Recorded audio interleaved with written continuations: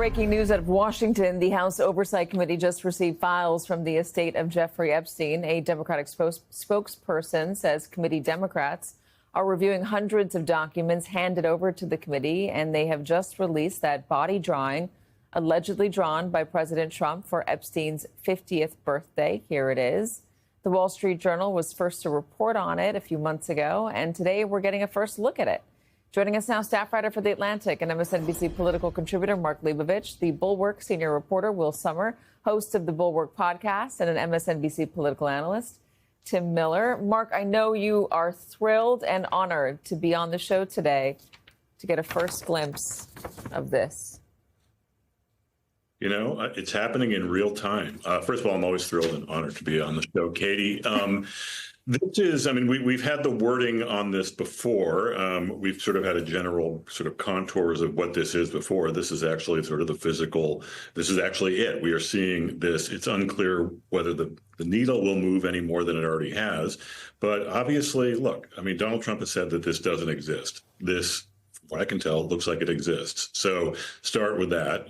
We'll see, you know, if this propels the story any faster, any greater time than it will. Although I suspect that there will be other things that we didn't know before that are going to be coming out in the probably next few days. Will, what about you? What do you think? Yeah, I mean, look, this is the letter that has all the stuff about, you know, secrets and ages not changing, things like that. I mean, so I think it's great to see it.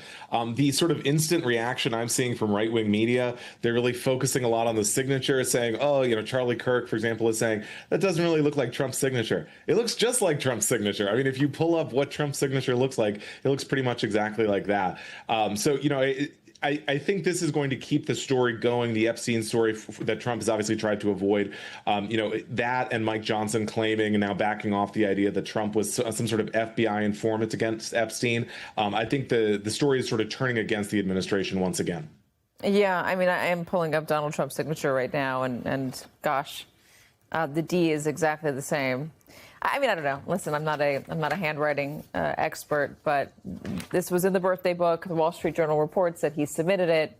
Donald Trump denies it. It's just a weird thing, Tim, it's a weird hill to die on. I did not write that letter. I did not draw that picture. We all know they were friends. It's been documented that they were friends. Why are they so concerned about admitting that Donald Trump sent him an image like this? It's not like no one knows that Donald Trump himself is body. Yeah, well, I think it's their instinct to lie, for starters. Was when they're presented with inconvenient information, it's easier for them to talk about the fake news and blame the fake news than actually engage on the merits. On this one in particular, I mean, it is true that it's not known that Donald Trump was body. But there is this mythos that Will could talk about for sure on the right, on some on the MAGA right and the QAnon right, that Trump was like fighting against, you know, the elite pedophile rings out there, and that he was, you know, some warrior on the inside who was going to expose all these people. And now here he is, not only not exposing them all, but writing this note to Epstein here that is just extremely familiar, right? Like it's one thing, it is true that famous people sometimes sign birthday cards for people or sign generic notes for people. That is not what we're seeing here. I mean, we have this drawing of what appears to be a young woman, I would say, and Donald Trump talking about how they share certain things in common, about how they have all these wonderful secrets together. I mean, it's a letter from two guys that get in trouble together and have a bromance. That's what this is. It's not some generic letter. And so I think that's why they probably are more sensitive about it, because it's not as if it's just two famous people getting their picture together at another famous person's party. Yeah, it's more intimate. I hear you on that. But I don't think would it be surprising that Donald Trump wrote something like this to one of his friends? No, even if that friend did turn out to be a creep, I'm not sure it would be surprising. I don't know if that inherently means that Donald Trump himself is also engaging in the same behavior. He was interacting with lots of people. I think making that jump is easier to do if the person is being cagey about it and strange and not admitting to just some obvious things. When you're not saying, yeah, I wrote this, I did do this picture. No, it's not me. Somebody else drew it. It's not my signature. When it looks exactly like your signature, that starts to raise more questions. But I want to linger on what Tim said a moment ago about the right canonizing Donald Trump as the figure who was going to expose all of this. Speaker Mike Johnson had this very weird moment on Friday where he suggested that Donald Trump was actually an FBI informant against Jeffrey Epstein. He was the one that tipped off the FBI back in the early 2000s. He walked that back and cleaned it up a bit in a statement today, but it just was out there for 3 or 4 days out there in the press. Where does that come from, this idea that Donald Trump was the one? By the way, we had Tom Winter on earlier today. He's reviewed the documents, and the initial tip came from, according to the government documents, came from the family members of some of the girls who were victimized. I don't know if that's for me or Will. I'm sending that to you. I'm sorry, Will. Oh, sure. It was a big wind-up. Sure. So in this case, I mean, look, conspiracy theorists, QAnon believers, Trump supporters have had a problem for a long time, which is how do you square Donald Trump's friendship with this, convicted charged sex trafficker and pedophile, all these things, convicted pedophile. And what they came up with was, well, maybe Trump was kind of going in on the inside to expose Jeffrey Epstein. Maybe he made Alex Acosta, the prosecutor who gave Epstein a sweetheart deal. Maybe he put him in the cabinet to draw attention to how awful this deal was. So they kind of exist in this alternate universe. And that's only gotten worse since Trump tried to close the Epstein case along with Pam Bondi. And so, again, it's bizarre to me that this has reached the point where the Speaker of the House is now saying, well, maybe Trump is an FBI informant. Maybe he was working to take down Epstein. But really, I mean, they're grasping at straws because, as you said, Katie, the whole thing is really weird. The idea that Trump was friends with this notorious pedophile, and all of a sudden his administration is doing everything they can to stop this discussion about it. Yeah, I guess if you're innocent, why do you protest so much about it? Why do you claim that you're not involved in any way? Why is this not your signature? We've seen the images. We've seen them partying together. Donald Trump has given quotes to magazines about the kind of guy that Jeffrey Epstein was. It's all been out there, Mark.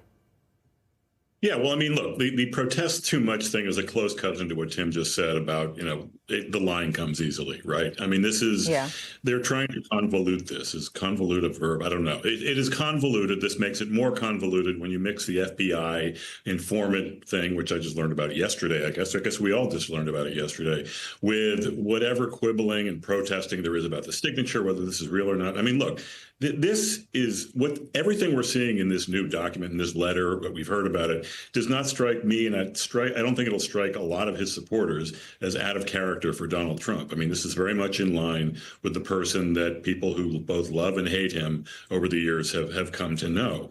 The FBI pieces, I mean, that kind of came out of left field here. But ultimately, I mean, this is part of, I think the more details, the more tortured you get into what's true, what's not true, what might be true, the conspiracy theories, the more the issue itself might sort of recede and become just a little bit too convoluted for the base to talk about, which is what's dangerous to Donald Trump, because the base sort of rebelled against him over Epstein, and we'll see where this leads from it.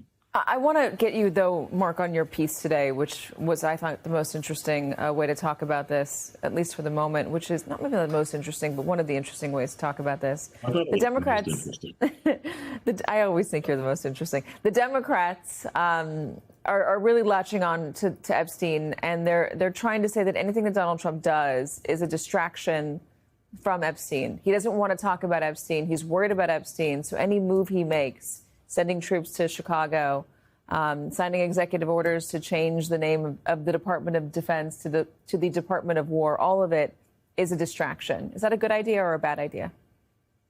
I mean, I think it's overdone. I think it goes to the Democrats' lack of imagination. I think it sort of goes to a laziness where they, instead of making a coherent case against what Donald Trump is doing, and God knows he's giving them a lot of material to work with around, authoritarianism and what he's doing in the cities and ICE and so forth, and just saying, oh, he's just trying to distract from Epstein is very, very reductive, really does no justice at all to the issues involved. And yes, the Epstein story is extremely problematic to Trump potentially and to Republicans on down.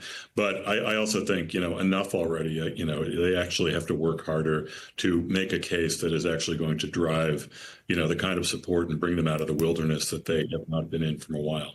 Do you see any Democrats finding a way to present a an alternate idea to the American public, an alternate narrative to the American public, Mark?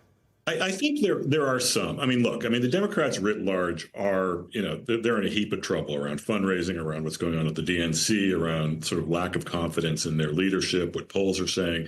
But ultimately, what these sort of wilderness, phases have in common is they end when you actually recruit candidates. And Democrats, I think the good news for them coming out of all of this is that they are recruiting good candidates. They have a strong midterm, and it does look like the ruling party right now, and Donald Trump certainly might be overreaching, and they're certainly not popular either. So I do think around the economy and inflation and around things that I think Donald Trump truly is vulnerable on, they are starting to arrive at some kind of coherent message. All right. Just to go back to this drawing and the signature, which people online are saying is not his. Screen right is an executive order. Screen left is the signature on the birthday book. So yeah, you decide whether you think that one that looks similar or not. Tim, what do you think? They look similar to me, Katie. But here, just like circling back about how they don't really care about the brazenness of their lies. It's worth maybe remembering that the vice president, when this story first came out, when the Wall Street Journal first ran it, tweeted this: "Forgive my language, but this story is complete and utter BS." He writes it out. The Wall Street Journal should be ashamed for publishing it. Where is this letter? So, I mean, at that time, they had to know that this really existed, that it was true, but they don't care about that. They try to live one news cycle to news cycle, and they're happy to advance lies if it suits them in the moment. And I think that they will grasp for anything that will suit them now. But I think it's pretty clear what was happening here.